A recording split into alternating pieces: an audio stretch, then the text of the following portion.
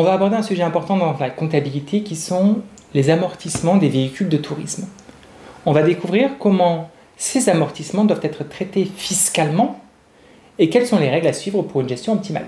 Je suis Geoffrey Mouton, gérant du centre de formation Oravindis et formateur en comptabilité et fiscalité, et je vous remercie de suivre cette vidéo. Avant de plonger dans les spécificités des véhicules du tourisme, rappelons brièvement ce qu'est un amortissement. L'amortissement, ça représente la répartition du coût d'un bien dit durable, comme un véhicule, sur sa durée de vie utile. C'est une charge comptable qui permet d'étaler la charge de l'acquisition du bien sur plusieurs années. D'accord ? Donc les véhicules de tourisme, spécifiquement, ils bénéficient d'un traitement particulier en matière d'amortissement. Depuis 2020, une partie de leur amortissement n'est pas déductible du résultat. On va voir comment ça fonctionne, hein, vous inquiétez pas. Une fraction de l'amortissement des véhicules de tourisme est considérée comme une charge somptuaire et ne peut pas être déduite fiscalement. Cette part excédentaire est réintégrée du coup lors de la déclaration fiscale annuelle. C'est une réintégration fiscale. Le plafond, le montant déductible dépend du taux d'émission de dioxyde de carbone, donc le CO2, du véhicule et de sa date d'acquisition. Donc les véhicules les plus polluants, émettant donc plus de 200 grammes de CO2 par kilomètre, ont un plafond plus bas.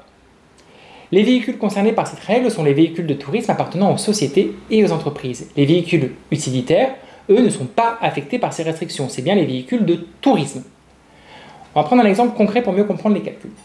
Une entreprise, elle a acheté un véhicule de tourisme l'année dernière pour un montant total de 25 920 € TTC, TVA, non déductible pour les véhicules de tourisme.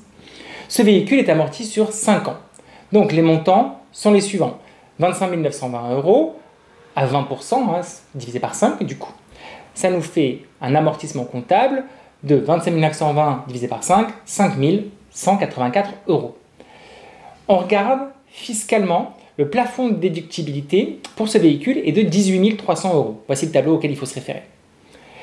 18 300 € à 20%, donc divisé par 5 pour 5 années, c'est 3 660.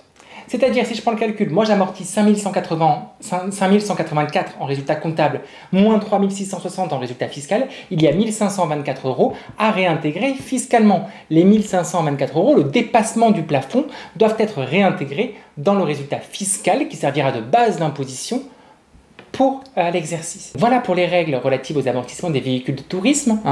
Donc, il y a un plafond, souvent 18 300 €, mais je vous remets le tableau. Là. Il est là. Voilà. En fonction du dioxyde de carbone, vous devez calculer et regarder le plafond de déductibilité. Tout ce qui dépasse sera réintégré fiscalement, bien sûr selon la durée de l'amortissement que vous avez fait.